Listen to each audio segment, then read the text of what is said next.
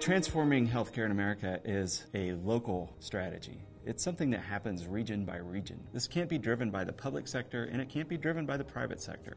This is a public-private partnership, and that's the only way it'll work. And GE exemplifies that in their support of this work, both as an employer, but also as a community stakeholder. Their support has been invaluable because it brings a real-life business perspective to the work that we're doing. You can't do everything yourself. You can't see all the data yourself. You don't have access to all the information you need to drive that improvement. When I talk to my colleagues across the country, they're amazed at the kinds of work that we can accomplish because of this willingness to collaborate versus compete. What we're really trying to do is have a much tighter collaboration that we very specifically identify how do we move these asthma and diabetic patients. She was 11 months and I first discovered she was having trouble breathing.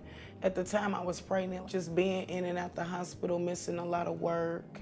As a parent of 2 young asthmatic children myself, it's very difficult in the middle of the night, and I know what that feels like to be nervous when your child can't breathe. We wanted to make sure in designing primary care in a more robust way to ensure that the patient is getting the right care at the right place at the right time. The patient-centered medical home is a new way of looking at care. So it's about keeping patients well and really partnering with patients in a care relationship. So much of healthcare, especially if you have a child with a chronic illness, is really about having a relationship with your provider or with your provider care team. It's really one of those concepts that's very core to the concept of the medical home. That practice team is thinking about the patient both when they're there in the practice and when the patient's not there. When you start to see the difference that you're making in the patient's lives by the changes that you're making in your own practice, then it's definitely worth it. The electronic medical record has been a huge help.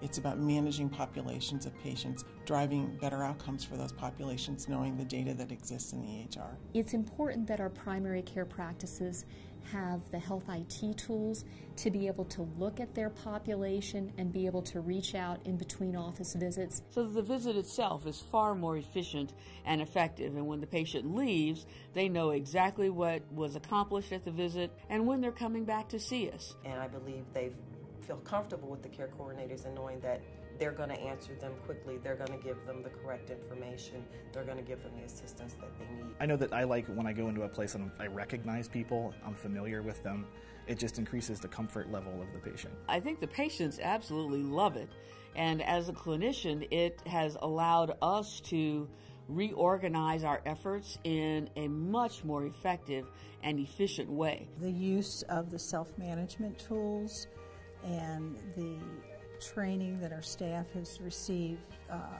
in motivational interviewing has helped engage the patient in their care.